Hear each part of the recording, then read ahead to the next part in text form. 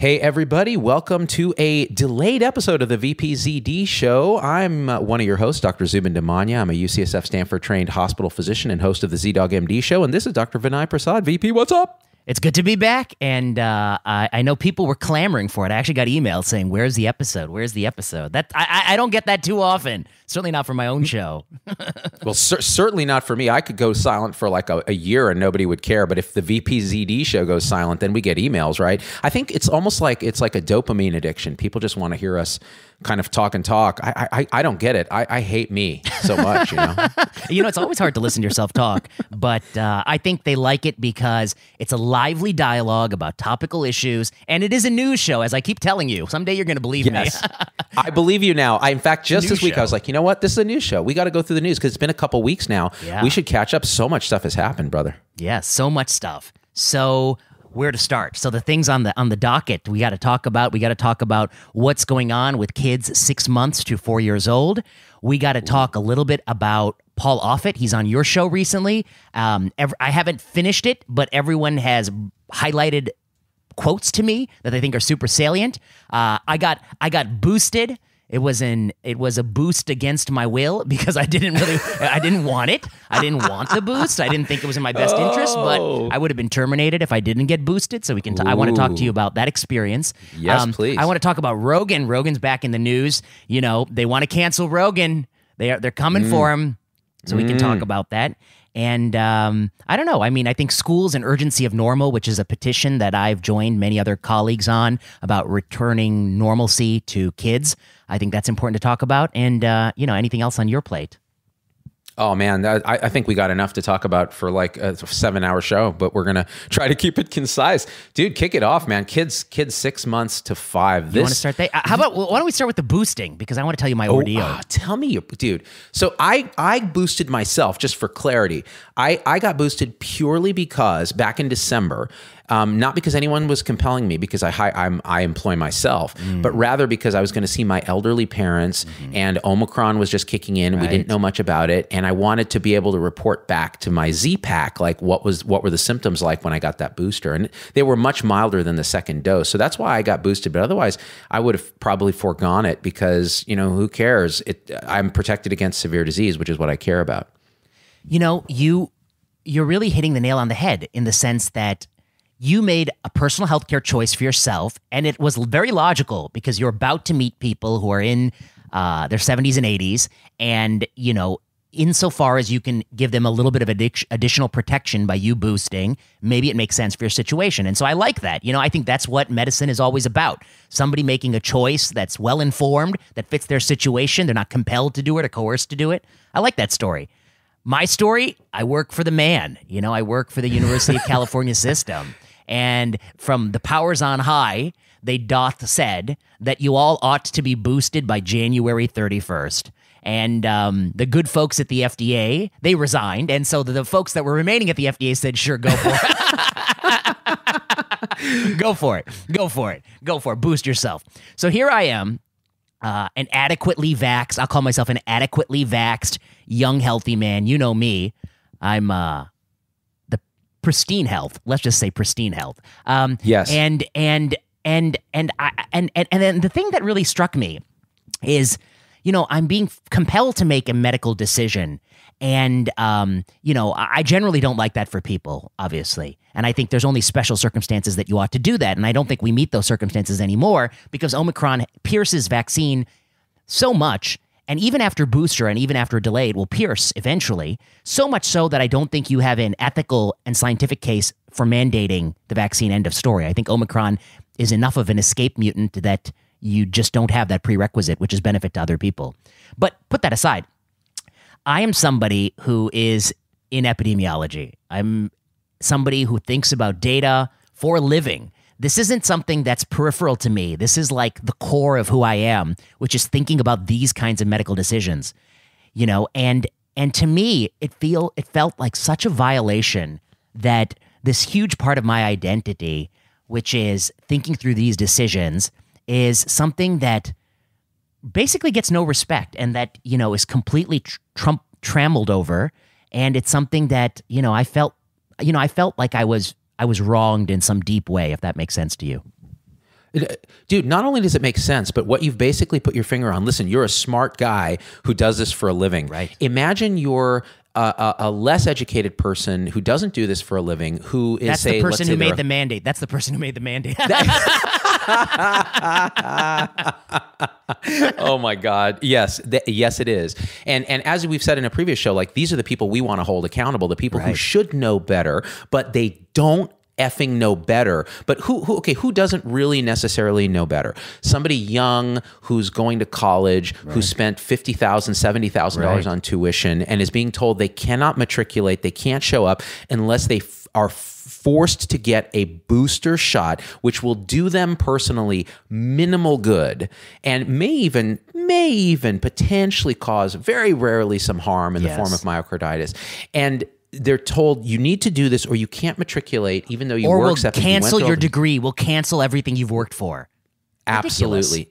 Yeah. How are they going to feel? Now, what is that going to trickle down into any other public health mandates in the future that are actually necessary, say, like childhood vaccines or something like that? How is that going to affect perception, public perception of this? Now it becomes a sociological crisis because there is a hardcore, 20% or whatever the population that are never going to listen to this now. And they've entrenched. They've gotten psychologically reactive to it, which I get. I totally understand it. So you feel like you were violated, and this is literally what you do for a living. Think about people who are much more emotional and less rational based, which is normal humans. They are going to lose their minds over this. And what have we done is and this is what Paul says, we've damaged public health for like a generation. It's going to take forever if we ever recover from it. Paul is spot on. And these are the kinds of decisions, the misuse of power. We've always been in that office. Many years ago, I had sort of it wasn't a DMV, but it was something like that, a bureaucratic organization. I went in and they just gave me a hard time just because they could. That kind of abuse of power. And that's, I think, to some degree, what irritates people about, the minor being pulled over by the police kind of incidents is that you feel like, they're just enjoying the power they have over you in that moment, or somebody who stops you, to ask you questions, these kinds of things. You can just sense that. And here, it is an abuse of power. I mean, yes, they can compel me to get vaccinated or they're going to fire me. And actually, I really don't have much ability to fight it, because the more I fight it, they have fired a few people, even like, long-time career faculty have been fired. The other thing is, you don't want to give somebody an excuse to fire you. They may not like what you're doing in other domains, and you don't want to give somebody an excuse to fire you. So I'm very cautious about that. But the policy makes no sense. The policy is written by people who I don't think are thinking clearly about the issue. I don't think they're competent to think about this issue. In fact, the proof they're not competent to me is that they've made this stupid policy. They're making the 20-year-old in IT get boosted to serve the mothership University of California. How does that help anybody? It doesn't help the 20-year-old who's healthy in IT. It doesn't. This person may be working remote anyway. It doesn't help the university system. There's not epidemic spread amongst the university ranks in the office because the offices are largely closed. They've been closed for 2 years, Z. They've been closed. No one's going to the office. So, the hospital is running, but the offices, the research side of it is largely work from home. So it's not helping that. It's virtue signaling to a certain audience that likes more vaccines is better. And they happen to be in a geographic location where they have a lot of those audience. But it's not scientific. It's not rational. It is an affront to people. And to do it for people who spend their living studying this type of decision, I think is just so terrible. One more thing to add. Somebody sent me something from Princeton, and Princeton, it says, and many colleges are saying this, that you are mandated to get the booster unless you have medical exemption. But here's a medical exemption we're not allowing. The doctor writes the person had 2 doses and just had Omicron, medical exemption. That doesn't count. Just having Omicron doesn't count. Who the hell are you, Princeton, to decide? Who the hell are you? You're a bunch of empty suit bureaucrats, don't know anything about biomedicine. You're not following this in real time like Marty is, like I am, like you are, like many others are. Who are you, Princeton, to dare say such a thing? You are using your power in an abusive way, and I only wish bad things upon the people who have misused it. I think you're due for a comeuppance. I'll tell you. Okay. Okay. Now, first of all, this is going to get me to start shouting, which is bad because I'm at home in my home office using a crappy mic. There's echo in this room. Like all the audio quality is shitty as it is. And now you're getting me mad and it's going to start clipping the microphone. But I'm going to say this. This is the administrative technocracy that is breaking human civilization, period. Yeah. It is this left brain reductionist, parts instead of whole, non-holistic, irrational, unreasonable thinking that is why so many Americans and people around the world are so pissed off during the pandemic. They're so reactive and they're so emotional because they have common sense, whereas the Princeton bureaucrats, the people who are making University of California booster policy, don't have common sense or uncommon sense, like the actual expertise to say, oh, yeah, boosters are absolutely necessary for this population. They're not, from any evidence that we've seen. And if that changes, hey, you and I will be the first to be like, okay, that's different now. Like, okay, and if it was really so certain, since we're all so smart and educated, you need to coerce us? You know, you're coercing us because you know it's garbage, I think. You know it's garbage. You know it's garbage. And you get off on it, probably. I suspect it is a power thing. I suspect there is a faction of people in this debate who, I'll tell you the truth, you know, people on the left don't like people on the right. We loathe them in a way we never have. And vice versa. People on the right, they loathe people on the left. And this is a nice opportunity that people on the left have had for the last year, which is that they can, in the sake of public health, they can compel people on the right to get vaccinated or they'll lose their job. And I think many of them enjoy it. They enjoy punishing them this way. And also the mask issue. It's not, you know, now that you can wear one-way N95s, which protects you, there's no argument there. Maybe other people are at risk, but you're protected. But they still want someone else to wear the cloth mask. That is another way they're exerting their abusive power. And, you know, here's what I think the comeuppance is. Let me tell you about that. What is the comeuppance? These people are playing with fire, and they have already burned themselves. They just don't know it yet. You know what's going to happen in the next 10 years, 15 years? I promise you this is going to happen, Z.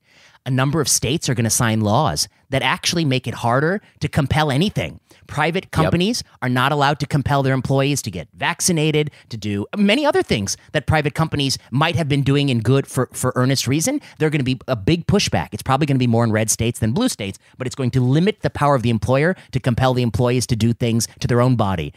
Those are going to come. I also think you're going to see a huge pushback on routine vaccination. You have been fighting the good fight, Z, for many years, pushing for important vaccines like MMR, like tetanus, diphtheria. You are going to find that the people on the other side of that table, they're not going to be 15% anymore, 10% or 5%. They're going to be 45%. They're going to be a juggernaut. They're going to be unstoppable.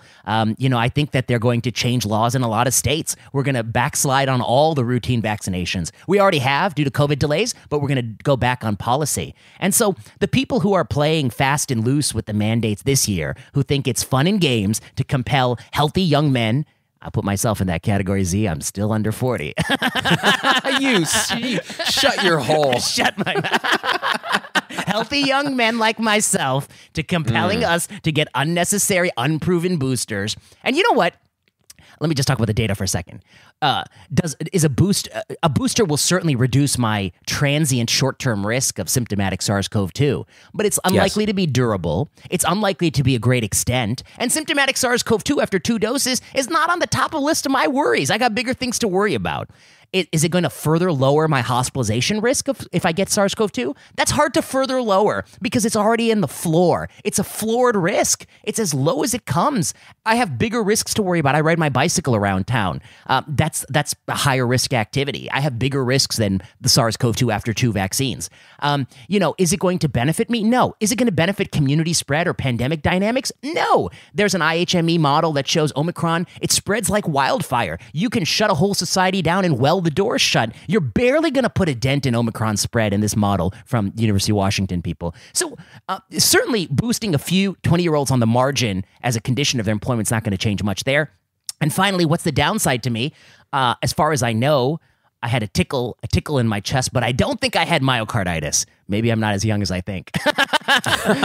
maybe I'm not as young as I think. But and it's a rare event. But I didn't have myocarditis. So, but I could have. I certainly took my risk, and I certainly didn't feel good. Z. I felt like someone kicked me a few times in the chest and the arm, and maybe once in the face. You know, I didn't feel good about it.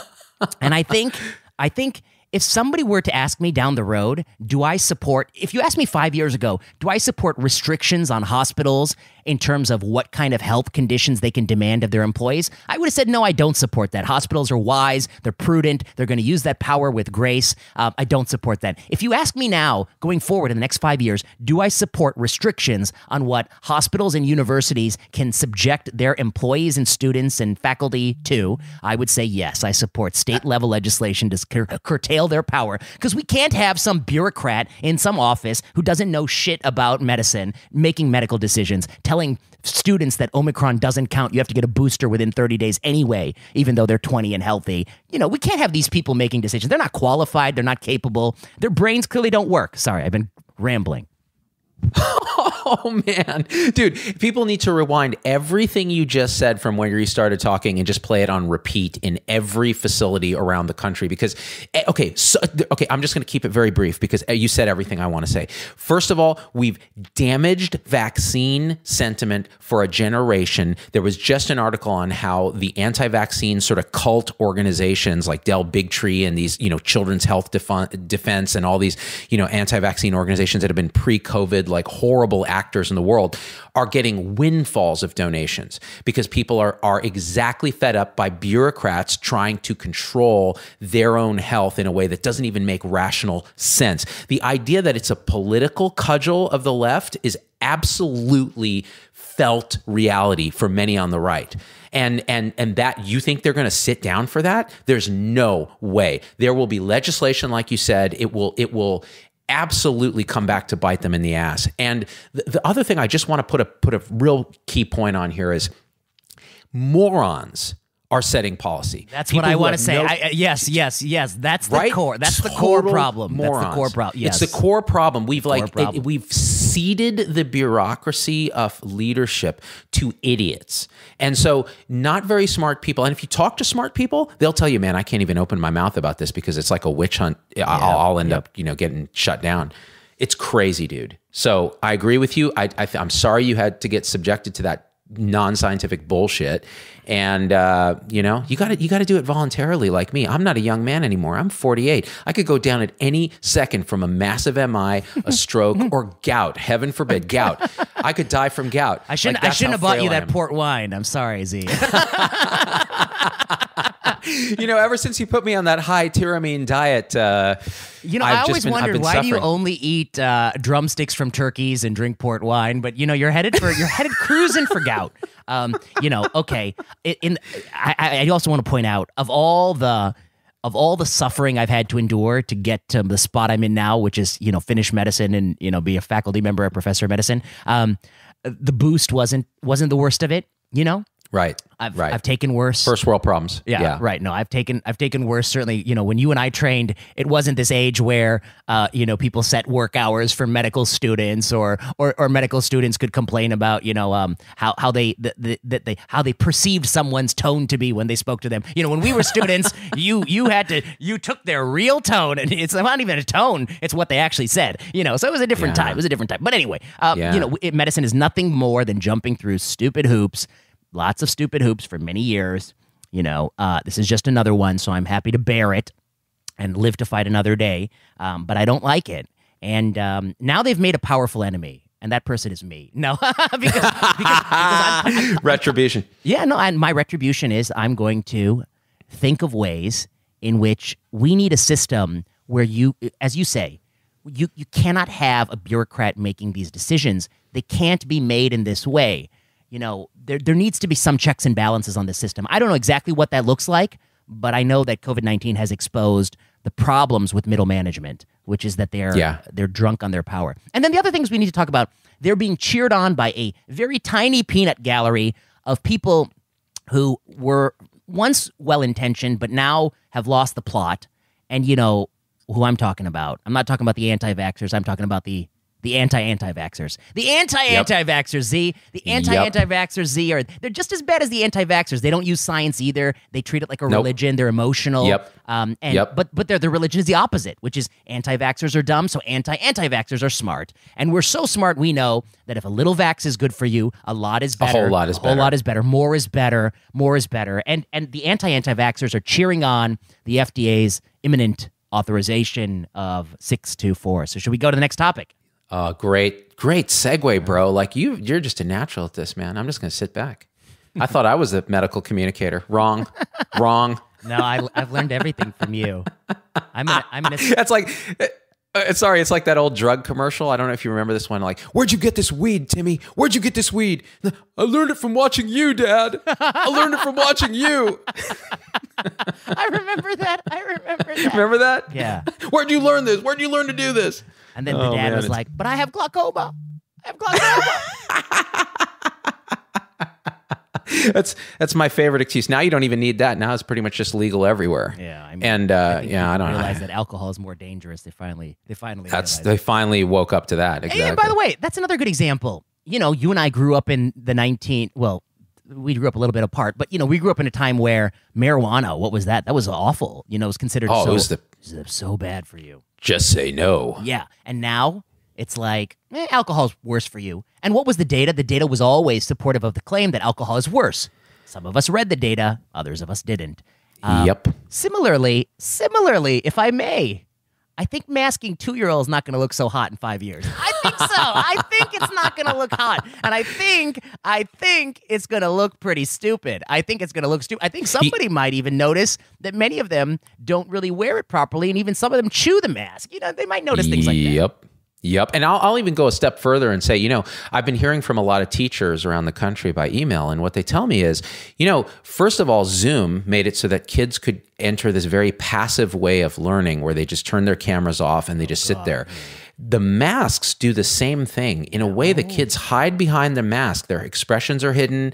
They're in a different world in a way, and people don't really talk or think about that. I've had speech therapists reach out saying, I'm seeing these problems in kids. Now, again, this is not scientific. This is anecdote. But the truth is, as much as you can say, well, there's all this anecdote that the masks may work. Well, what about the anecdotes that they don't, that they're causing harm, right? So it's a complete crap show. I want to just push on that point a little bit, because I think you're making a great point, which is a couple things. One, people say, the evidence of harm is only anecdotal. Yeah, sure. I concede that that's true to a large degree. There are some studies, though. However, the burden of an intervention done on children for many years is not to prove harm rigorously. It's to prove efficacy rigorously. Harms are the thing you're trying to avoid, and even putative harm should take larger weight in your mind. For instance, what if somebody said, we're just going to cut 2 eye holes in a paper bag and make every child wear that for the next 10 years?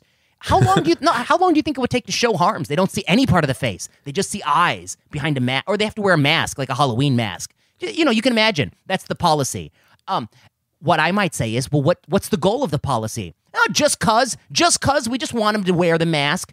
I'll wear a garbage bag or a paper grocery bag over their head with holes cut out for the eyes. And then you'll say, well, there might be a downside, like they're using their face to express emotion to their colleagues. No, you got to prove that to me, buddy. Do a randomized trial, prove that. I see these brainiacs.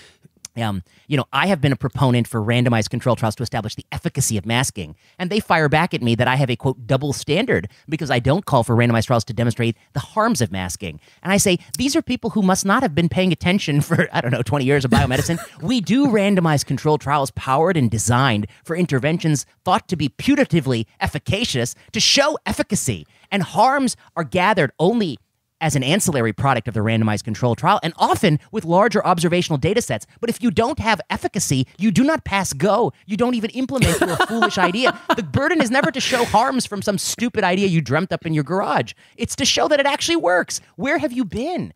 I mean, but Vinay, like the masks for kids are like a parachute. You don't do a randomized control trial. That's what they said. You don't do a randomized. It just makes sense that it works. Well, you don't question a parachute. They recently published their garbage study about how like daycares that masked were less likely to be closed even once than daycares that didn't mask. And I have a nice little takedown of it in my Substack. by the way. Listeners should subscribe Nice. to my Substack. Thanks. Yeah, Definitely do. But the point I want to make there is even in this very flawed study, the effect size was 40% if you masked of daycares were closed once, and 46% of daycares that didn't mask were closed once or more. So it's a 6%. So is that a parachute? A parachute only you survive. You 40% of the time you die with the parachute, or you die without a parachute. And 40% of the time you die with the parachute, but it goes up to 46% without. No, a parachute is 99.999. So even their flawed observational studies should clue them in that they don't got a parachute on their hands. And common sense and an ounce of brain power would have told them that, but you know. And the experience in other countries, dude, like where they don't do this to children, they're doing fine. They're doing fine. I just saw somebody, they're telling some story. In Sweden, they've decided not to vaccinate healthy kids 5 to 11. They're not masking kids. They're doing fine. Swedes are not dropping like flies. There's not a runaway epidemic spread in children in Sweden. In fact, Sweden is doing better now. The moment people stop talking about Sweden is when they're doing better. They're doing better. Yeah, and that's exactly what's happened. Oh my God. So the bottom line is, like you said, the anti-anti-vaxxers they're a religion. The anti-vaxxers are a religion. None of these people are using actual science in any meaningful way, in a chronic way that's stable. And I don't know. Then it puts you and me in this awkward position where everyone hates us, which is fine. I'm actually down to clown with that. But it's frustrating. It seems like more people should be looking at these things in a nuanced way. But I'm just wishful thinking now. Yeah, I'm wishful thinking. I think, as Ingrid Andress says, wishful drinking. Wishful drinking. Yeah. I think most people are where we are. I actually think that the polls are, they appear large because they talk a lot, but they're not as large as they think they are. You're right. I think they are really extreme. And maybe that's why they're acting out of so much fear, because they know they're actually not the majority. Which is like a classic military technique. If you pretend that your army is bigger than it is. Yeah, exactly. It's I believe male lobsters do this with their claws. It's all a show. Pop out your chest. It's all show. Yeah. Okay, let's talk about this vaccine. So, nobody has seen all the data. I saw the FDA say, like, you haven't seen the private data. I was like, show us the data then. Shut up. Show us the data then. Show us the data. What are you doing? You want us to vaccinate our 6-month-old. Yeah. Show us the effing data. Yeah, show us what are you doing? Yeah. What are you doing? And also, where do we leave off? December 10th-ish, 15th-ish, Pfizer announces that 2 doses of the Pfizer-BioNTech 3 micrograms failed to generate sufficient antibody titers in that age group. It failed to meet the and by the way, the bar is already in the toilet, which is we're just saying like, hey, antibody levels, and non-inferior. It can actually be worse. It just has to fall within the margin. So we're like saying, hey, Pfizer, I know times are tough for you. You only made $30 billion this year on your vax. Hey, do you mind running just like a super small, let's keep it super small. Let's not cost you. There's a super small randomized trial in these little kids, by the way, who mostly do fine, but just super small. We don't want to bother you with any safety signals that might creep in, but super small trial and look for antibody titers and just show it's roughly the same. We'll take roughly the same. And Pfizer comes back and they say, hey, we ran that super small trial. And, we didn't power it for severe disease. We didn't power it for symptomatic COVID. We just powered it for antibody titers. And you know what? We couldn't get there. And then they say, oh boy, you probably should go back to the drawing board. No. Let's not go crazy. Let's just add a third. Let's just add a third dose. Let's just add a third. And then they said, yeah, let's do that. Let's just add a third dose. Yeah. In normal times we would have gone back to the drawing board and tried 2 doses with a slightly higher dose. But okay, go back to add the third dose. And then along the way, and by the way, I don't know this to be true, but I suspect they're looking at the data, looking, and every day they look and say, today's not, it's like the stock market. Should I buy today? It's not a good day. It's not a good day. Oh, it's a good day. And then they say, oh, there's a difference in symptomatic SARS-CoV-2. And it's looking good. And then somebody at the FDA, per reporting, they invite Pfizer to submit the application. I've never heard the FDA. They're inviting the drug company to take money from us. What is this? But that's how it happens. And so they invite the application. Then they start trickling out data. Oh, well, if you get 2 doses now, it'll speed it up to the 3rd dose if that's successful. Oh, actually, there is a difference in symptomatic COVID, and some of it is Omicron, some of it is Delta. This is a mess. Oh my God! And you know what? But the worst part of it is we've created a generation of frightened parents who are panicked about their kids. Like, oh my God, no, we need this thing in our 6-month-old infant because the child could die of COVID. Like they're so infected by the fear contagion that mainstream media and everything has created that they're clamoring for this thing. So there isn't this big public outcry like, why is FDA doing this? What kind of surrogate marker? This is a surrogate marker of a surrogate marker of a surrogate marker and exactly like, where's the safety signal in these young kids? Like, what it's like? None of it is there. It's like I feel bad for the parents, and I think you're absolutely right. If you have a 4-year-old who's unvaccinated now, who's otherwise healthy, you know what you should be worried about? Everything you used to be worried about in 202019 for a 4-year-old. COVID's drowning, motor vehicle accident, violence, abuse, traffic, violence, and if they're getting along and being happy and all these things, but certainly not COVID. But you know what it's like, Z? It's like, imagine if I strapped you to a chair and I made you watch 1,000 hours of Dateline. Oh my God!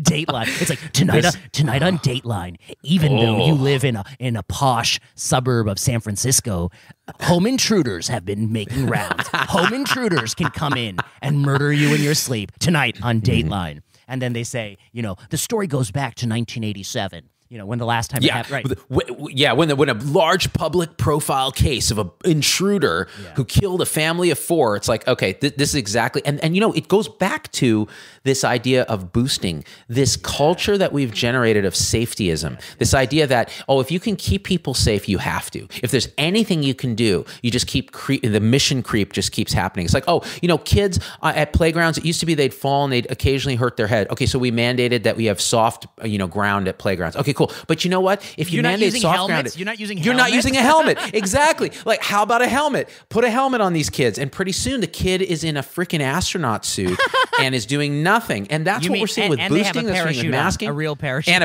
the parachute, which you don't need to do a randomized control trial for. We've established that parachutes on the ground, you don't need to study that. They still keep you safer than not having a parachute on the ground. So it's insanity, dude. But this is what it is. And good people get victimized by it because we're normal humans and we're infected by a social contagion. So these poor parents are worried about their 4-year. I get the emails like, they'll say, Z, I get what you're saying about all this stuff, but you don't understand the people who can't be vaccinated. How do we protect them? I'm like, they protect themselves. By being children. There are a few that are, severely immunocompromised that we really need to strategize, but you need to do that with your doctor. But the average healthy kid, they are good. And also vaccination in 5 to 11 is only 20% uptake because 80% of parents are naturally reluctant and cautious, that's like right. the Swedish government. And then the other thing I'd say is, what if you watched all these Datelines? I mean, because this is what these parents have been. They've been bombarded with propaganda. The media have been hyping this like, it's like that Malaysian airliner for 2 years. They've never been so happy, They love to talk about this. They got you so scared of COVID, so scared of long COVID in kids, even though all the objective data suggests it's fleetingly rare and it's certainly not the thing you should be worried about. They got you so worried about what about long COVID in kids? I was like, what about it? I was like, we're all going to be infected many, many times over with COVID in our lives. And as long as that's true, insofar as long COVID exists, we all got to deal with it. But I suspect we might realize that, it's overblown a bit. So, let me here. I'll push back the way they push back on us. So, what about Omicron? Omicron is filling the hospitals with children.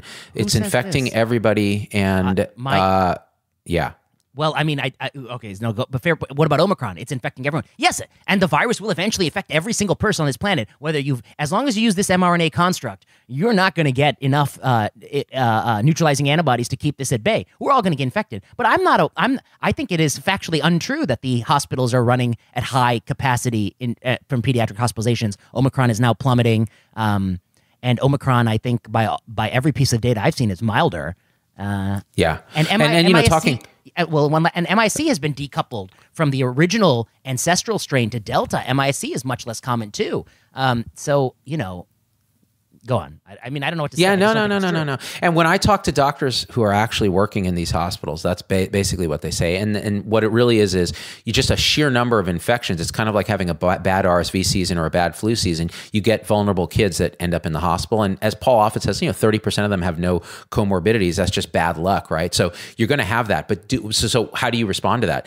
Are you going to force vaccinate a bunch of young kids that reduces that risk by what? Some small percentage, or are you just going to go on and live like you do during flu, RSV, and these kind of seasons, and shore up hospitals if there is surge and all that kind of thing, and focus on that? It seems like that's a more rational response. Instead, we've lost our minds. I mean, so it's really just a question of like, you don't belittle people who've suffered, people who've gotten sick, and yes, that happens. And frontline healthcare workers are burned out and they're tired and they're dealing with a lot of unvaccinated adults in ICU. Which again, you and I don't understand why people keep saying we're anti-vaxxers. We keep saying get your ass vaccinated.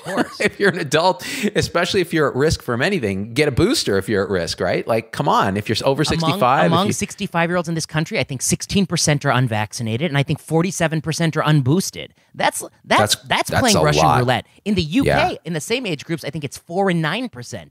Look at the UK. Yep. They're actually opening up. Yeah, and they've vaccinated the right people. We are so aggressively vaccinating children to make up for 65-year-olds. You're never going to get far doing that. They're easy on the kids and hard on the elderly. That's how it ought to be. Yeah, that's how it ought to be. You beat up the elderly, man. They can take it, and let the kids be kids, dude. I believe the children are our future, VP.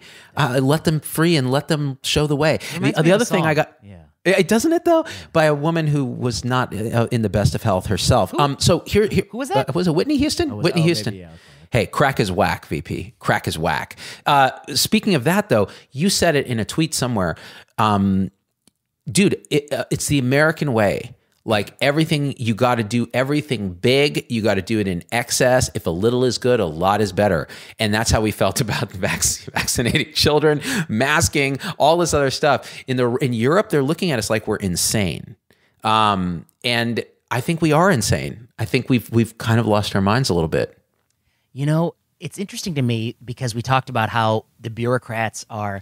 I mean, let's just put a pin on this. This last thing about this Pfizer kids vaccine is, let's see what the data they have shows, and let's see what they decide to do. Yeah. But already they've bungled it, because if you wanted to get buy-in from the public, you wouldn't say, hey, the last thing you heard about this was it failed and we're ongoing. And the next thing you hear is that even though we don't have results from that part we added on, we're going to do it anyway. If you say that, you come across like you are being quite flippant with safety and efficacy of vaccines, which is probably not how you should be. So you've already bungled the messaging, you've screwed it up, and you've revealed yourself to be grossly incompetent that you would do it such a way. I mean, I think only a truly incompetent person would have done this. That's the one point. Okay, let's see what they find. But the other point I want to make is, I believe, and I hate to say this, I've been thinking about it more, and I haven't said it, but I really think we really have to start asking ourselves, who has bungled COVID-19 more, Trump or Biden? I mean, I really think we have to ask because one, in the Biden administration, who is even in charge of these decisions? I don't think it's the CDC director.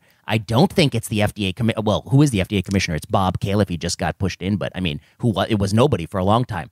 I don't even know who's making these decisions. I know the vaccine people at FDA have resigned, Gruber Krause. I know Paul Offit is not. I mean, you lost Offit, man. You lost Offit. What the hell are you doing? You lost Offit.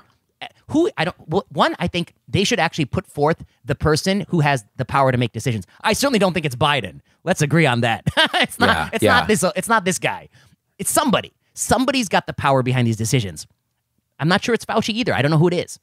But whoever it is, I don't think they're good at their job. I really think they've screwed up. And I think the reason they're not good at their job fundamentally is they're putting all their energy on the youth. I mean, what do we hear about all the time? Kids masking, off-ramps for kid masking. No, we don't want to off-ramp. We want vaccine available. Teachers' unions, they want to mandate vaccine in kids. The bill in California to mandate elementary school kids get vaccinated. All these things. We hear about the youth, colleges, what rules the college kids are under. What do I don't hear about? I don't hear about the fact that nursing homes are unboosted. I don't hear about 65-year-olds unvaccinated, unboosted. I don't hear about the fact that you can be sick and work in a nursing home with COVID, actively having COVID. I was like, no one's talking about, like, why aren't you giving them $500 million to hire some people who aren't actively sick with COVID? What the Yep. And yes. I'll even say something that I don't really believe, but I'll say this because it's an interesting thought experiment. If you want to coerce people to do something and actually have an outcome that's going to be good, the way you do it is you say, hey, everyone over 65, unless you get vaccinated, you will not be covered by Medicare for any admission relating to COVID, period.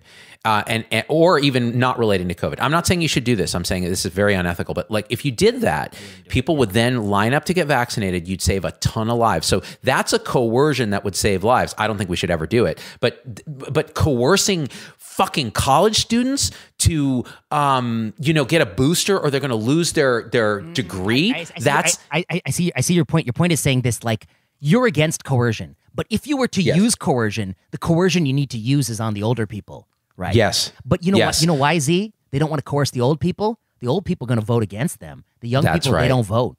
These kids don't vote. And as long as these kids don't vote, you're going to get whatever we tell you to. I mean, I think that's how they abuse their power, these politicians. Yeah. It's a real generational war, too. The whole COVID thing has been like the old people versus the young. No, but the problem, I'll tell you, I totally agree with you that like it should have been a generational war. But here's why it wasn't. Because the political left is more popular among the youth. Like young people are liberal and idealists.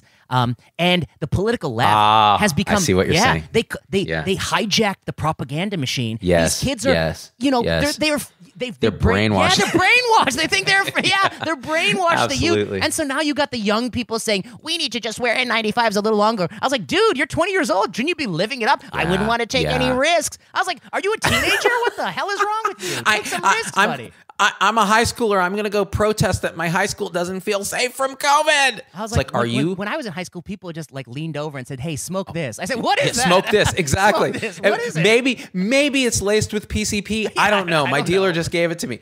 Exactly. Like this idea of safety. We know we've brainwashed these kids. And the truth is, if you sit down with a kid and you start talking to them, they'll tell you, like, well, we want to be safe and this. And then in 5 minutes, you can convince them they've been lied to. Like it takes a second. You just go, hey, but have you thought about it this way or this way or this way? Because you know what? Kids are actually really smart. They're good bullshit detectors. Once you show them, they're like, wait, what?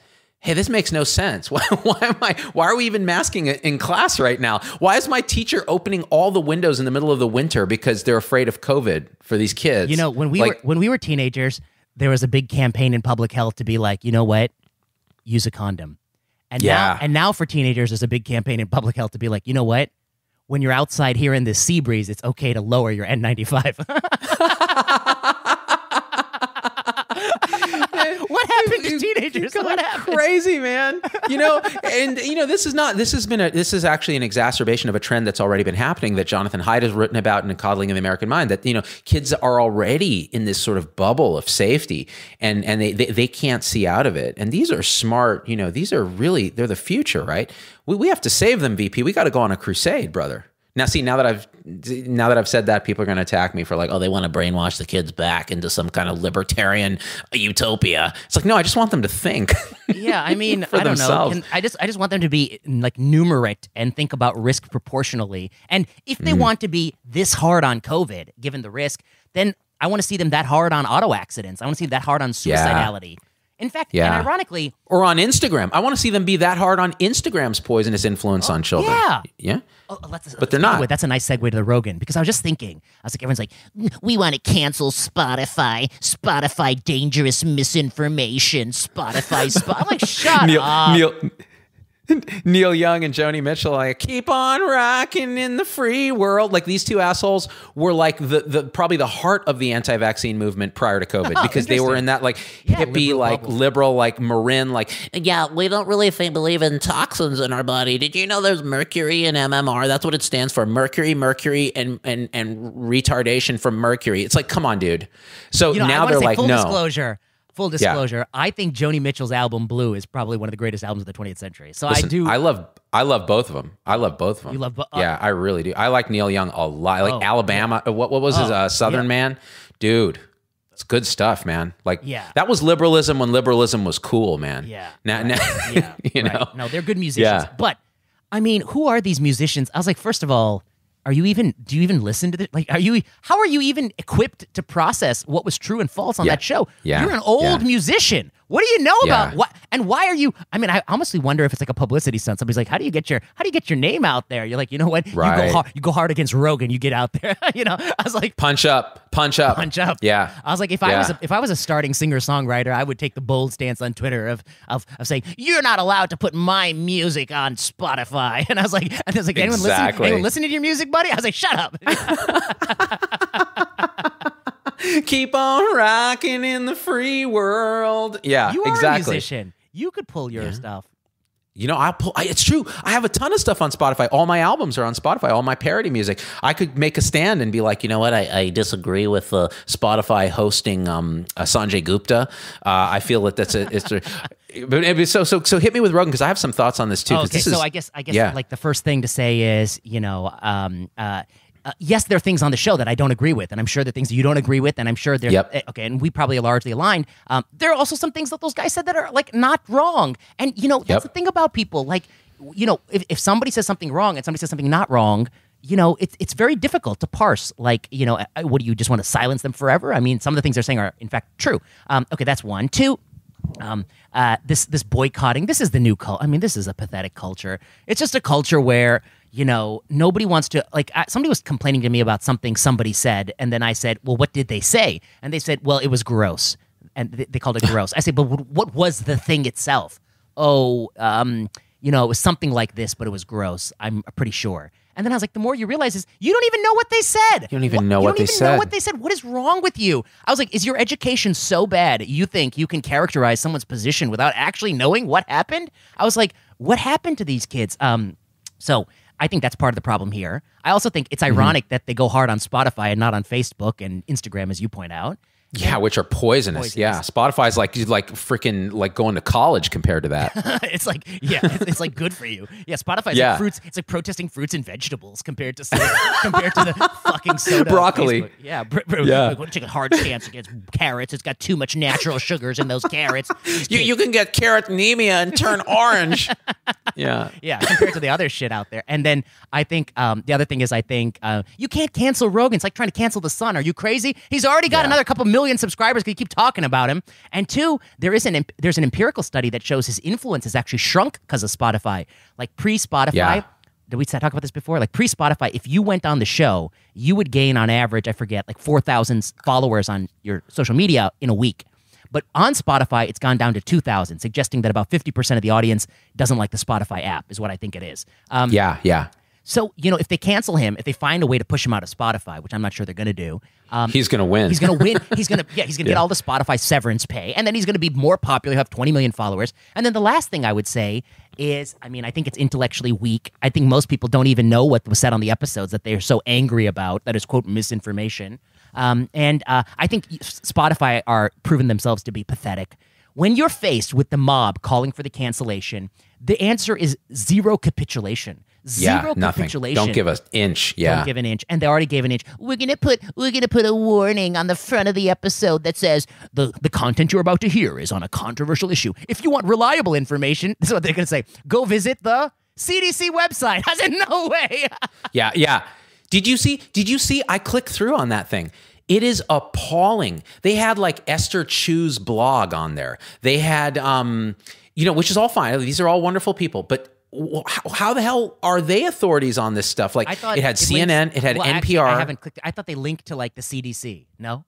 Oh, they do that too, but they link to a bunch of other sources that they've determined are vetted sources, and they're all mainstream media outlets like NPR, and then it says the doctors. It has it broken down by category, and in the doctors, it's like Esther Chu, and it's like these very left-leaning physicians, like again mainstream stuff, which that's all fine, but the truth is, but then you're saying, so how is that? Who's vetting this? Like, are you Spotify vetting these vetters? I like Esther, so I'm going to put that aside. But let me. No, I like Esther too. She's a friend. But the point is, how did she get on that list? Where do you find the Spotify? Like, how did you find that? I want to see this. So, yeah, if you go to like a Rogan episode or something, I forget how it is, and you click on, the little disclaimer, and I forget exactly how to do it. I forget how I did it. But then it on the Spotify app, it'll give you like rows, and it'll say media outlets, like government resources. It'll say the doctors. And I found it. Okay, learn about COVID-19 guide. First of all, where the hell is VPZD? It should be number one. Hello. Maybe that's why we're so pissed, because we're like Robert Malone. We're mad we got spurned. Like no one's giving us credit. I invented COVID information. I invented it. See?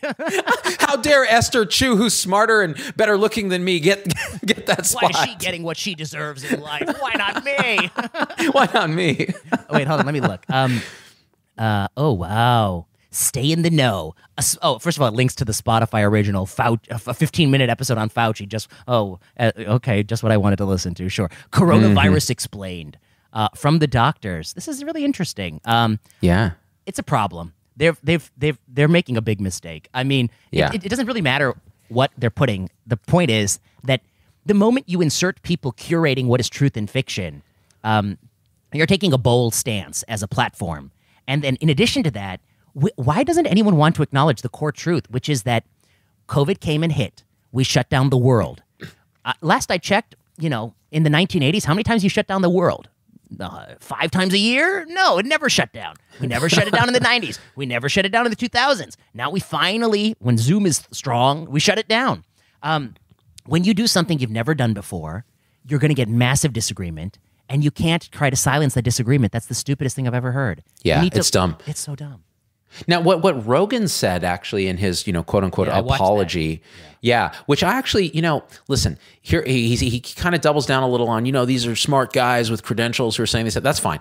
And then what he did say though was, look, the best I can do is I can get people who disagree with those viewpoints on the show. And he cited a few which wasn't really valid, like Peter Hotez pre-COVID. And I think who else did he cite? Sanjay Gupta. He had a Hotez in the middle of the pandemic via Zoom. It was terrible. Oh, did he? Okay, I didn't see that. I didn't see it. Terrible. Yeah. Okay. But so the thing about Rogan is, at least, if he says, okay, well, maybe I'll get VP on to talk about a nuanced heterodox position on this, or Paul Offit. Like, Paul Offit would be great on Rogan. Like, could you imagine Offit sitting in front of Rogan? It'd be insane, because Offit is like the straightest shooter you'll ever get, and Rogan will probably get really curious with Paul, like most people do when you talk to Paul.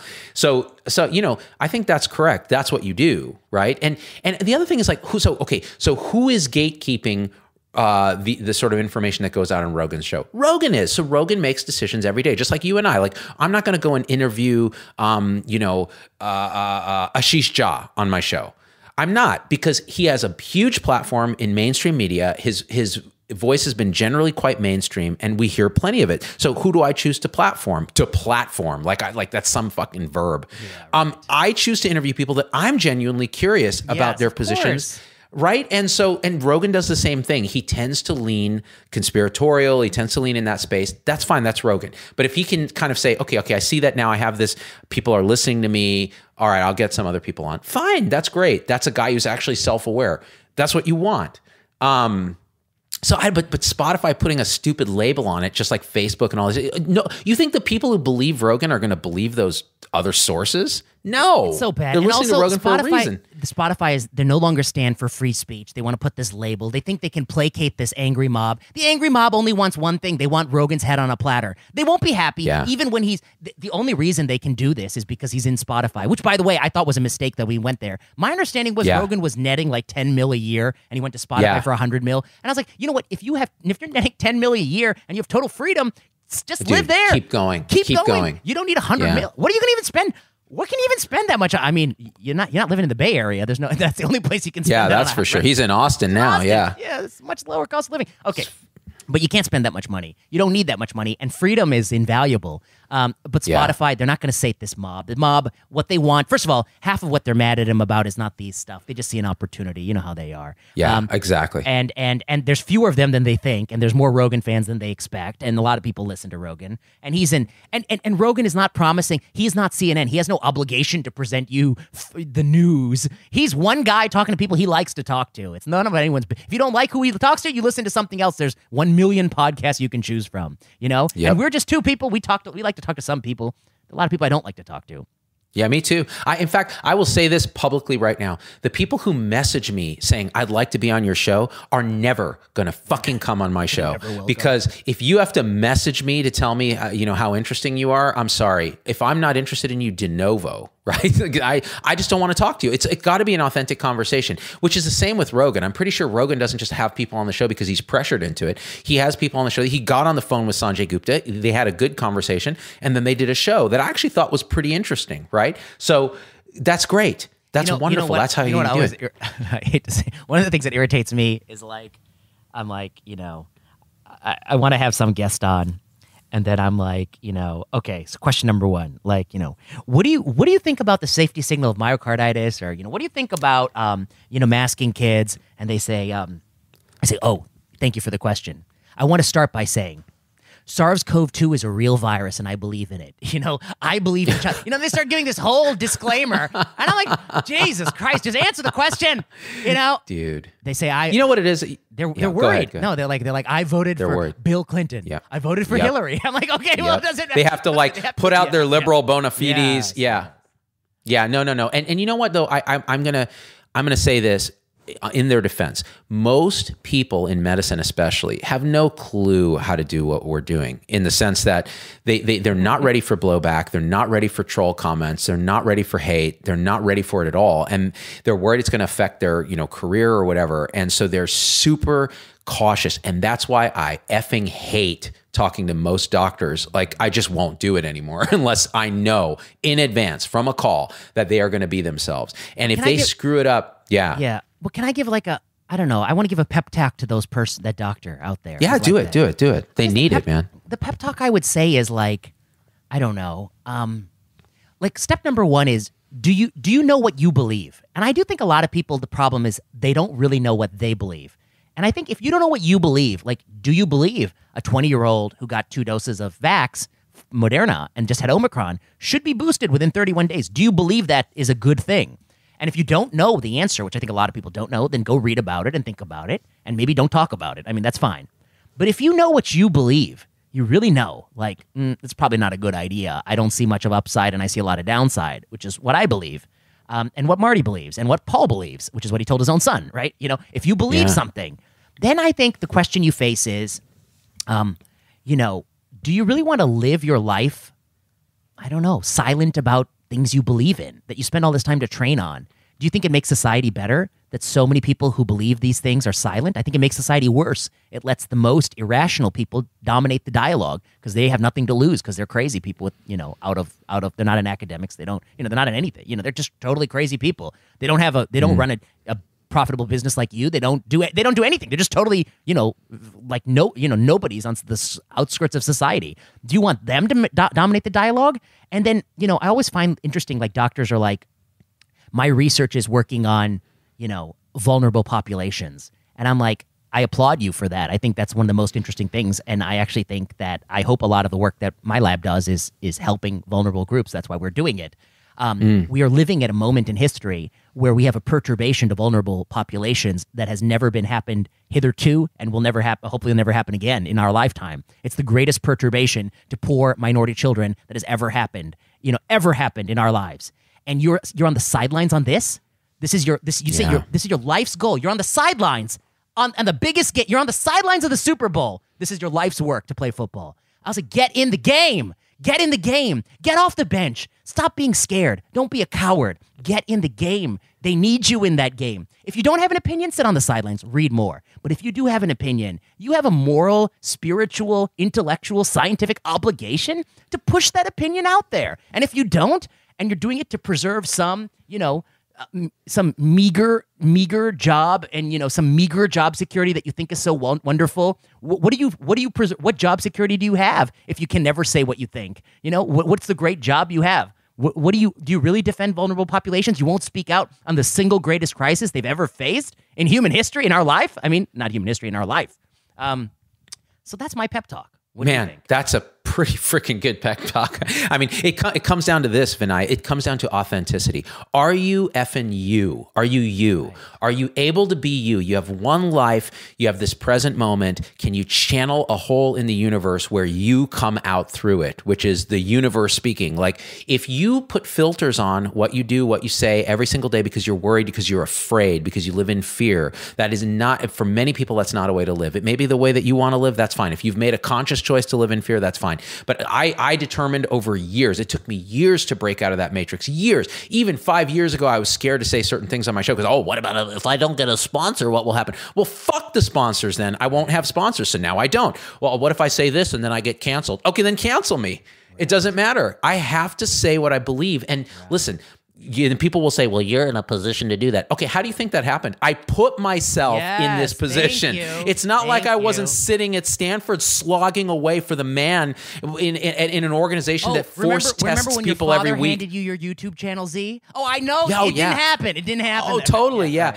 I was a total primogenitor type of thing. It went to the oldest man in the family, the YouTube channel, the Z-Dog MD Chalice. Yeah, no. Yes. I mean, no, you had all the privilege in the world. I had a lot of privilege, and you know what? I turned it into something that I care about, that I think is helping people. So do the same thing with what privilege you do have, right? What talents you have. Which speaking may not be much. Extemporaneously. Yes. Exactly. People don't appreciate that your talent of speaking extemporaneously is a pretty good talent. As is yours, dog. In fact, I look at you and I'm like, you speak at triple my speed. You know, I get so many interesting messages about VPZD show where they go, you know what? I run it at 2x when you're talking, Z-Dog, and then I run it at 0.5 when VP talks. Well, can you guys just figure out how to get your cadence right? I'm like, nah, we're different, man. I'm slow. I'm a little bit demented. And also, I drank a lot of coffee before we started. Good for you, man. Man, I'm on like 3 cups and I can't even approach the asymptote of Vinay speed. This is like a T1 Ethernet cable, and I'm still at like 2200 baud. I'm just like, I sound like AOL. Bad. Maybe I talk too fast, but no. Well, I don't know. Some of these things that the listeners give feedback on, it's like you can't control. It's like trying to tell someone I don't like the sound of your voice. It's like I don't like how fast you talk. It's like I've talked like this for 39 years, and I'm probably going to talk like this for many, many more to come. And I was going to say, people are like, I don't like your bald head. I'm like, listen, I've been bald for 48 years. All right. Even when I had hair, I was a bald man living with hair. That's really all it was. And that gets, I think, to that last thing, right? That urgency of normal that you're talking about, right? Like, so, and listeners should go on this. And, I'm not the creator of this urgency of normal, but I read it and they asked me to like, what do I think? And I said, yeah, sign me up because it's right. I mean, it is, it's a website, Urgency of Normal, and it's directed at parents, students, mentors, teachers, anyone caring, involved in the kids process. And these people, of which I guess me too, but they did the work. These people have put together like slide deck on, stuff you need to know when you go to like talk to your school board about what they're doing to kids. And it's called the toolkit. And if you click on it, you get like a PDF. And it's good stuff, man. I mean, of course there's always the people wearing N95s under their bed beside being triple vaccinated that they don't like it. But here's what it says. Let me read you some of the cool things. I mean, I'm on here. It's beautiful. It has like nice website. Yeah, I don't know how they did it, but it's good. So they have this nice thing that says like, how does COVID-19 deaths in kids compare to the flu? And they don't compare COVID to flu in the 1 year that there was no flu because we disrupted global travel and everything about kids. They compare it to all the other flu seasons, and they show that, it's in the same ballpark. It's their flu seasons like the 2013 flu season, the 15 season, the 18 season that were worse than COVID, and their flu seasons like the 16 season that were less bad. They also show you like the risk gradient by age, vaccinated, unvaccinated, and so you see that an unvaccinated like 18-year-old often has a lower risk than a vaccinated 40-year-old. Which is, so if a vaccinated 40-year-old is going to go to a dive bar, why does an unvaccinated high schooler have to eat lunch outside on the concrete like a zoo animal? It shows you the efficacy of vaccination, recommends vaccination. It shows you what's going on with kids' mental health, depression, anxiety, eating disorders, suicide attempts in girls. It shows you that school closures are harmful, kids are falling behind. I mean, it's just like facts. It's just like raw data that leads to an incontrovertible conclusion, which is accepted by all of Western Europe, but somehow is not accepted in this country, which is that it is on aggregate better for millions of children to live a normal childhood and life, even acknowledging the risks of COVID, than it is to try to restrict their lives, creating all sorts of mental and other problems in the hopes that you're avoiding COVID, which you're not avoiding because it's going to come get you anyway. Yeah. This is, and again, look, dude, I'm looking at it right now. By the way, Ram Durasetti's on here. Nice. He's a friend from Stanford. Oh, this guy is awesome. This guy is I'm on some email chain with him. I love this guy. Who is this guy? Okay. So Ram, he was an ER attending when I was there, and he's reached out since then. He is one of the smartest. First of all, he's a beautiful bald Indian man, and that I got to give respect to, right? And no bias. Hashtag no bias. No bias at all. No bias at all. And but yeah, no, super smart guy. You know what? Let's get him on the show. Let's the two of us talk to him. That is the best. That's a good idea. Maybe he's I should great. Come down to your studios and we do face to face. We'll do like what we did with Marty, where we team up on one side. Yes. It was great. Yeah, let's do that because Ram is smart. He's an entrepreneur. Yeah, he's a PhD in computational decisional model. Well, I'll tell you what. Every day on this email chain, he's given a PhD in common fucking sense. He is. He's like dropping truth bombs like crazy. I'm like, this guy. I'm like, this guy knows what he's talking about. Yeah, obvious to me. PhD in common sense. Yeah, that's who he is. That's who he is. Yeah, which is unusual for an emergency doc. Sometimes you're just like, dude, do you really have to scan every inch of this guy's, penis for no reason just to rule out penis clot?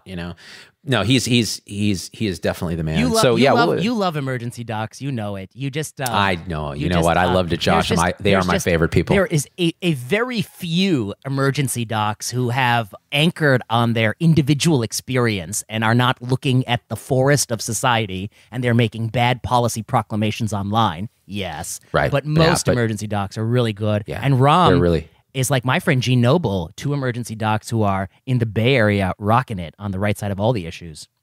Yeah, and I got to say this, when I hear from emergency docs, they're usually on the quote unquote, I'm biased, they're on the right side of this. They really are. They see what's up. And so it's great. And so looking at this whole thing, my take is this, like, this is it's like, early on when we were talking about, say, Jay Bhattacharya, you said this very clearly. You're like, Jay has a different intuition on the same data set than the mainstream does. And we don't know what's right yet, but it's okay to have a different intuition on this. And this intuition is that the damage from our response to kids is worse than COVID itself's damage to kids on aggregate. That doesn't mean that some kids will suffer with COVID. They will. But on aggregate, we want to do the least harm for the most people, the most good. And that's why I like this urgency of normal, because we need to get back to a normal state. Otherwise, we're going to further backslide into this sort of backward culture of safetyism with kids, and the kids themselves will move forward into the world thinking this is okay. And it's not okay. And they don't even, like, some of these people don't even have off ramps. I rewrote that article in Unheard magazine this week about, like, I think we've forgotten that, like, if a child gets rhinovirus or RSV and overcomes that, that's part of, like, growing up. You need that antigen exposure. You need to overcome it in your youth before you become old, haggard people like you and I. Yes. If imagine we reached our age and we had never experienced the chicken pox. Yeah, imagine we get to our age, it's gonna, or even like if you never had a cold, Z, we kept you in a bubble, and I let you out. Die. Now, you get, your old man body can't take a cold, dude. Well, why do you think these kids got so sick with this wave of RSV? Course, I mean, because they've been it's like they've been hiding away. Now, again, I want to clarify something here because people will misinterpret what we're saying. Oh, so you're saying that, like, masking kids is making them sicker? Like, no, that's not what we're saying. What we're saying is you cannot protect children from all pathogens forever. It's not actually good for them. It's correct. A bad and idea. Similarly, there was once a movement led by the American Academy of Pediatrics that children under the age of 3 should not be exposed to peanuts. And did it make them healthier? No, it made them weaker and made them more likely to have more allergic. And then the Israelis, who had a snack that was coated in peanut dust, they had the very lowest rates. Yeah. And that's how we learned and did the randomized trial. And so the idea that, like, yes, kids need to go outside and play in dirt. Yes, kids are going to get respiratory viruses. No, nobody wants a kid to get sick. Nobody wants that. But if we're going to get sick in our lives, which we all are, we want to have some exposure in our youth to protect us when we're older. When you get to our age and we're old and frail, and if we meet a new pathogen, we can't handle it. Proof is SARS-CoV-2. It's a new pathogen. Look what it did to older people. But look what it does to kids. They're pretty resilient. quite interesting. Yep. And in fact, that's the hope, right? So like now we're in a state where we can make individual decisions to protect older and vulnerable people. We can make decisions to vaccinate or wear a N95. We don't need the state to coerce any of this anymore. And honestly, if you probably just let it go with Omicron, what will happen is kids will get exposed when they're young. They'll develop immunity against severe disease. As they grow up, you won't need vaccinations and all of that. And it'll just become an endemic thing. That's the hope, right? It may not work out that way, but Omicron sure is pushing us into that world where everyone gets exposed, and it's a great equalizer. And you know, it's like in your site here, in the site here that they did. The second slide is former CDC Director Tom Frieden, and he says, 18 months ago, it was irresponsible and wrong to say COVID is similar to flu. Many people hospitalized or dying just have positive tests. They're not sick from COVID, and it's important to protect the vulnerable. And I agree. I think that was. I think it actually, except for it's important to protect the vulnerable, I think the first two things were irresponsible or just wrong. They're not irresponsible. You can say it. It's just wrong. But now he says Omicron is different. Now what is above said is basically correct. COVID is adapting to us. We need to adapt. And I think that's absolutely right. That was from January 7th. You know, I want to, like, it's the last thing I want to say before we're done is that I felt something in the zeitgeist, maybe towards the second half of January. I just felt it. Yes. And tremor in the force. Yeah, I felt, you know, you just felt it. And I felt like, now it's coming. Because, you know, Marty had written that piece in the Wall Street Journal with Cody Meissner. I had written a piece in Atlantic and MedPage about masking kids. It was just a few of us, you know, we're out there and we're getting hammered. And then all of a sudden, Boston Globe, WAPO, NPR, New York Times, and then Atlantic again with a beautiful piece. And then I had that thing that came out in Tablet magazine, and then again and again and again. You got like 12 op-eds. Okay, so, and then of course the usual factions, not so happy, but you could feel the momentum swinging. And then the booster discussion, the David Zweig piece blew in Barry Weiss's Substack. You know, there's more dialogue on that. Today we're having some ACHIP slides for the meeting tomorrow with myocarditis and long-term MRI abnormalities. I feel movement there. Europe, you know, Sweden comes out with a more nuanced policy on kids 5 to 11. You know, I feel a lot of progress now. Like, and by progress I mean like, you know, you want a sensible response to SARS-CoV-2 that's proportionate, has proportionality, and that means doing more for older people and less for younger people. This PEDS 6 months to 4 years, that doesn't fit the broader movement, but it's also getting. We'll see what happens to it. We'll see what happens to it. Yeah, we'll see how many parents actually go and vaccinate their 6-month-old. Yeah, and I think that's the proof is in the pudding. You only have 20%. You only have 20% of 5 to 11-year-olds. Let's not forget, that's 80% of people you don't have. Okay. They're not going. Yeah, but you have 95% of Twitter.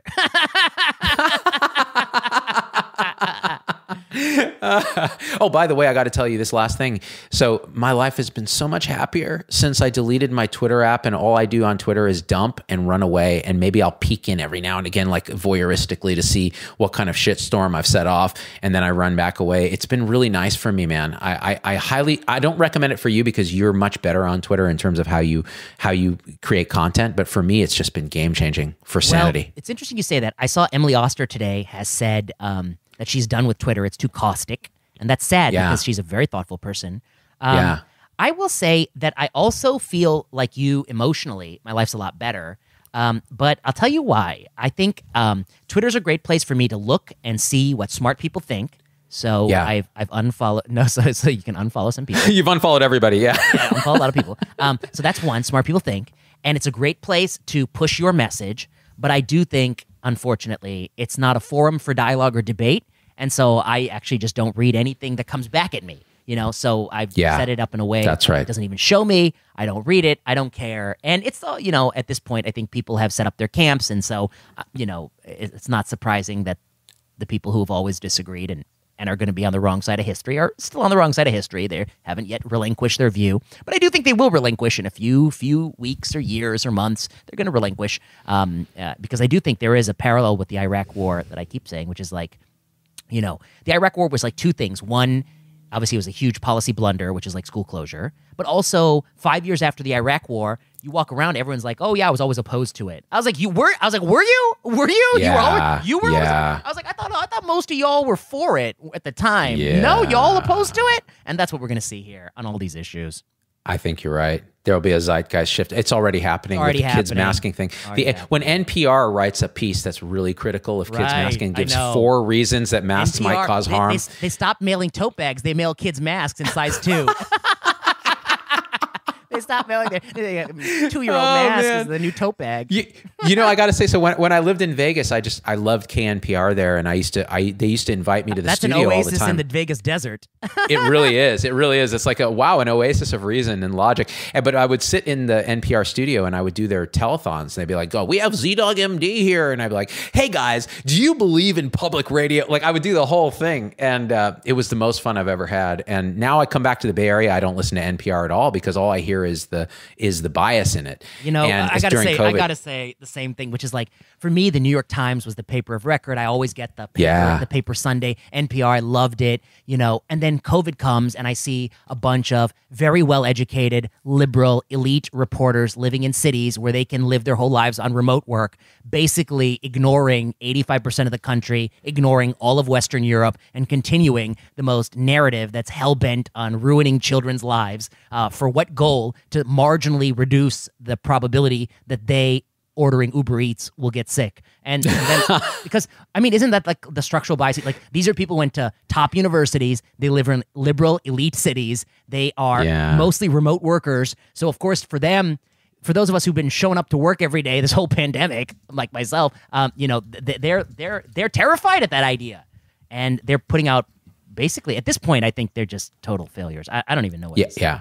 Yeah, no, I mean, we've said our piece, man. I think people will, you know, people who listen to the show, they either are kind of aligned with that or they disagree and they're listening for arguments to make back, that's great. That's what you want. If you disagree, go, like you said, go research it. Tell us what you think. You know, have your own channel, because that's the other thing, man. Like we were saying earlier, people are so scared to say what they think, but they're perfectly willing to criticize. They're perfectly willing to sit in comments and go, "This guy wants to murder babies," and it's like, well, no. How about this? You feel so strongly, go create a YouTube channel, and then and go and communicate what you're saying, because you know what? People will listen. You can grow it. I know I have experience in this. It's not rocket science. You don't have to be smart to do this. You just have to be passionate. I can just promise you. I'll tell you what. I've been burning the candle at both ends. I'm gonna have so many op-eds and stuff coming out in the next few weeks. It's gonna be merciless. But I really think the reason people snipe is like those who can't do tweet. Those who can't do tweet. Those who can't do tweet. You know, like they can't. Yes, they can have a single barb. They can't string together those barbs into a coherent op-ed. They can't go on YouTube. They can have a YouTube channel. I encourage them to. I'm gonna enjoy watching you stagnate on 100 followers. I love it. Dude, it's so true. I'll say this last thing. Do you have a second? Because this is the last thing I want to say. Okay, so while we were doing this whole show, I was thinking about this paradigm that I was listening to Ian McGilchrist, who's a Scottish guy, psychiatrist, neuroscientist. He wrote a book called Master and His Emissary about the right hemisphere and its emissary, the left hemisphere. Now, it used to be that people thought the right hemisphere was the silent hemisphere. It's not responsible for speech. It's all emotion, and it's kind of squishy. It's a little feminine because people are sexist, and the left is what grasps the world with the right hand, is what does math and science and is about language and all of this. Well, it turns out none of that is true. What's really true is the right is actually the contextual, holistic engine of intuition that works relationally, and that the left actually is more of what we use as a tool of the right to break things down and kind of grasp at them and reduce things to its parts. So when you have a lesion, when you destroy the right hemisphere, the person tries to create wholes out of parts. It tries to make sound bites into reality. It tries to use bureaucracy to rule. And the right is the opposite. The right sees things only in context. It only listens to the 3-hour Rogan. It only listens to the hour-and-a-half VPZD to hear the two actors in their context as part of a larger whole. And what McGilchrist argues, and I agree, is that societies, as they head towards ruin and the end of individual civilizations, the left brain becomes more and more dominant. It forgets that it was the emissary, and it tries to become the master, and you get technological bureaucracies that reduce things to parts. And that's where you get people tweeting these little sound bites, but they can't string together an hour conversation in context that doesn't make them look idiotic. And honestly, the more you talk about like, well, what's going on with these bureaucrats at Princeton, it's their left brain, the ascendancy of the left brain. And I really would say watch any interview Ian McGilchrist has done about this. It will convince you that we need to be much more aware of the right brain and behave like right brain creatures. I love it. Let's end with that. I got to jump to another Zoom. All right, brother. A joy. Guys, you know what to do. Sign up. Check out VP's stuff. I'll put links. I love you. We are out.